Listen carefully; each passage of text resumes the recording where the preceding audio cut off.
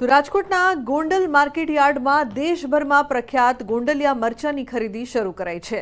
યાર્ડમાં પૂજા વિધિ સાથે ખેડૂતો અને વેપારીઓને કુમકુમ તિલક કરી મરચાની ખરીદી શરૂ કરાઈ છે। સાથે જ મરચાની હરાજીમાં આવેલ પ્રથમ ખેડૂતને શિલ્ડ આપી સન્માન કરાયું। આજે સિઝનની સૌ પ્રથમ 3500 થી 4000 મરચાની ભારીની આવક નોંધાઈ છે। હરાજીમાં સાનિયા મરચાની એક ભારીના 20 કિલોના રેકોર્ડ બ્રેક ભાવ ₹23,113 સુધીના ભાવ બોલાયા હતા। તો યાર્ડમાં મરચાની હરાજીમાં સરેરાશ ભાવ 3000 થી લઈને 6000 સુધીના ભાવ ખેડૂતોને મળ્યા। ત્યારે ગોંડલના પ્રખ્યાત મરચાનું વેચાણ કરવા ખેડૂતો મોટી સંખ્યામાં ઉમટ્યા હતા।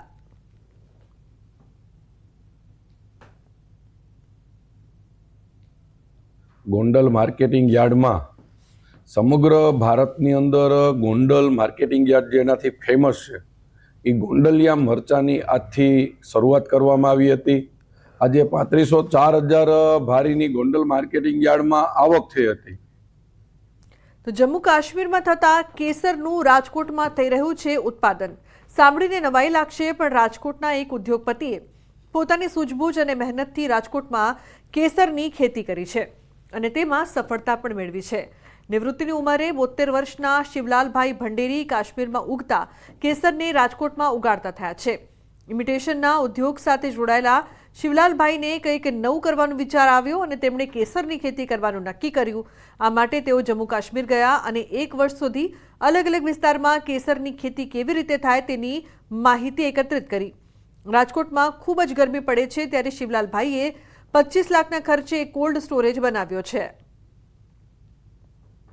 ખર્ચો કાંઈ છે જ નહીં પાલન કરવામાં। આમાં માટી નાખવાની છે અને એમને પણ બી મૂક્યા છે। ટ્રે જ લીધી છે પ્લાસ્ટિકની ટ્રેમાં માટી નાખીને બી વાવી દેવાના છે, પછી મૂકી દેવાનું છે।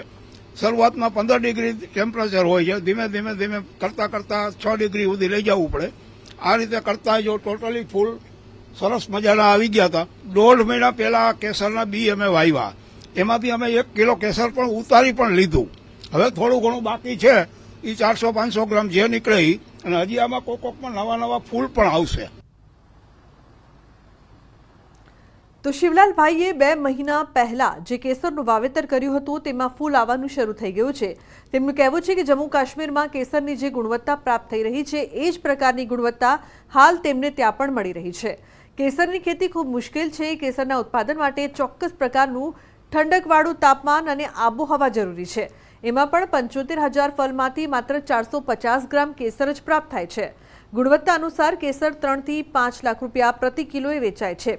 કેસર ઉગાડવા માટે એક અલગ જ પ્રકારની માટીનો ઉપયોગ કરવામાં આવે છે અને જેને સમયાંતરે બદલતી રહેવી પડે છે।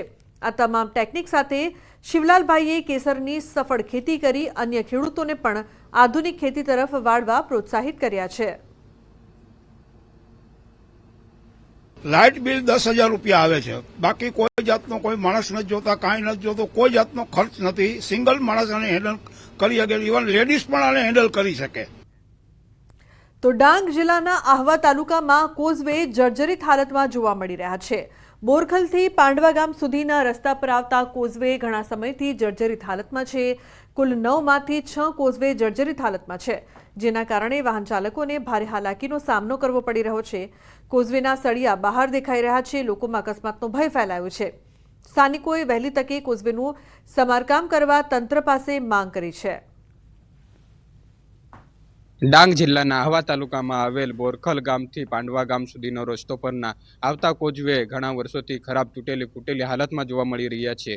બોરખલથી પાંડવા ગામ સુધીના રસ્તા પર 9 કોઝવે આવે છે, જેમાં 6 કોઝવેની પરિસ્થિતિ એટલી દયનીય થવા પામી છે કે વાહન ચાલકોની કમર તોડી નાખે છે। વહીવટીતંત્ર દ્વારા કોઝવેનું સમારકામ હાથ ધરવામાં આવે અને સ્થાનિક અંતરિયાળ વિસ્તારના નાગરિકોને સમસ્યામાંથી છુટકારો મળે તે જરૂરી બનવા પામ્યું છે। દિનકર બંગાળ, ન્યૂઝ 18 ગુજરાતી, ડાંગ। તો રાજકોટના ધોરાજીમાં લાંબા અંતરની ટ્રેનનું સ્ટોપ આપવા માંગ ઉઠી છે। ધોરાજી રેલવે સ્ટેશનથી અન્ય મોટા શહેરો કે રાજ્યોમાં જવા માટે એક પણ ટ્રેન નથી। લાંબા અંતરની મુસાફરી માટે લોકોને રાજકોટ જવું પડે છે, જેના કારણે અહીંના લોકોને બહાર આવવા જવામાં ભારે હાલાકી થઈ રહી છે। અહીં રેલવે સ્ટેશન પર 2 પ્લેટફોર્મ છે, જો કે ફૂટ ઓવરબ્રિજ ન હોવાથી મુસાફરો પાટા ઓળંગીને બીજા પ્લેટફોર્મ પર જવા મજબૂર છે। એમાં પણ વડીલોને ભારે મુશ્કેલી થાય છે, ત્યારે ફૂટ ઓવરબ્રિજ બનાવવા અને લાંબા અંતરની પેસેન્જર ટ્રેનની સુવિધા આપવાની સ્થાનિકોની માંગ છે. આટલા ટ્રેક, આટલી સગવડતા, આટલી ઇલેક્ટ્રિશિયન કરેલું છે, જ્યાં એવે વખતે ટ્રેનોની ખરેખર ખૂબ જ જરૂરિયાત છે. એવે વખતે અહીંયા રેલવે સાંતાગાતી જેવું, જ્યાં ધોરાજીનું મહત્વ સ્થળ છે, સાંતાગાતી જેવી ટ્રેન કલકત્તા જતી હોય, આઉટ ઓફ રાજ્યની એક પણ ટ્રેન અહીંથી નથી, ત્યારે સાંતાગાતીનું સ્ટોપ ધોરાજીમાં આપવા ખાસ વિનંતી છે. કારણ કે એમાં 1, 2, 3 મિનિટનો ભલે સ્ટોપ આપે, પણ તેમ છતાં ધોરાજીની જનતાને એક સુવિધા મળે. અમે અહીંયા ધોરાજીથી ક્યાંય લાંબી ટ્રેન જવું હોય, હરિદ્વાર છે, દિલ્હી છે કે કોઈ બી જગ્યાએ જવું હોય તો અમને અહીંથી સગવડતા પૂરી મળતી નથી.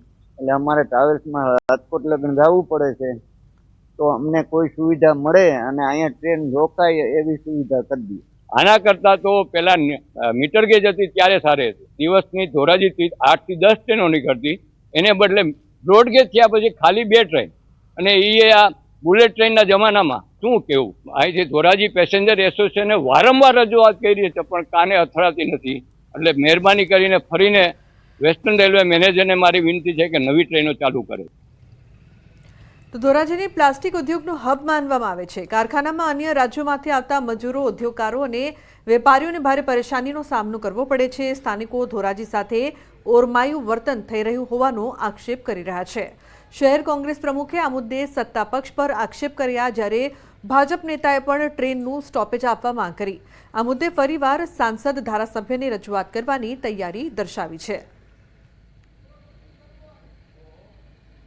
ચૂંટણીઓ હોય ત્યારે જે રાજકીય પાર્ટીના સત્તાધીશો જે બેઠા છે એ વચનો આપતા હોય છે કે ધોરાજી શહેરને સ્ટોપ આપવામાં, રેલવેનો સ્ટોપ આપવામાં આવશે, પરંતુ આજ દિન સુધી કોઈ પણ સાંસદે ધોરાજીને રેલવેનો સ્ટોપ આપવા માટે, લાંબા રૂટની જે ટ્રેનો હોય છે એનો સ્ટોપ આપવા માટે પ્રયત્ન કરેલ નથી. ધોરાજીમાં લાંબા અંતરની ટ્રેનની વ્યવસ્થા થાય અને લોકોને તેમના વેપાર ધંધા માટે ધોરાજીથી આગળના મોટા સેન્ટરમાં જવા માટે સુવિધા મળે, તે માટે હું કાર્યશીલ છું. અને અમો પણ જો ઝડપથી સુવિધા નહીં મળે તો અમે ફરીથી સંસદ સભ્ય, ધારાસભ્ય અને ઉપસચિવ રજૂઆત કરી અને ધોરાજીના લોકોને સારી સુવિધા ટ્રેન દ્વારા મળે તે માટે અમે પ્રયત્નશીલ છીએ.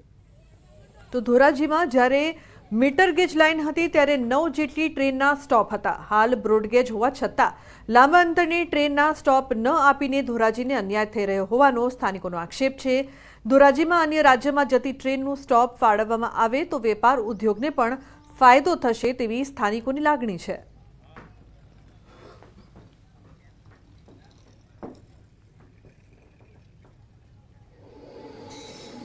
સમાચારમાં આગળ વાત કરીએ ટેસ્ટિંગ વગરનું પાણીની.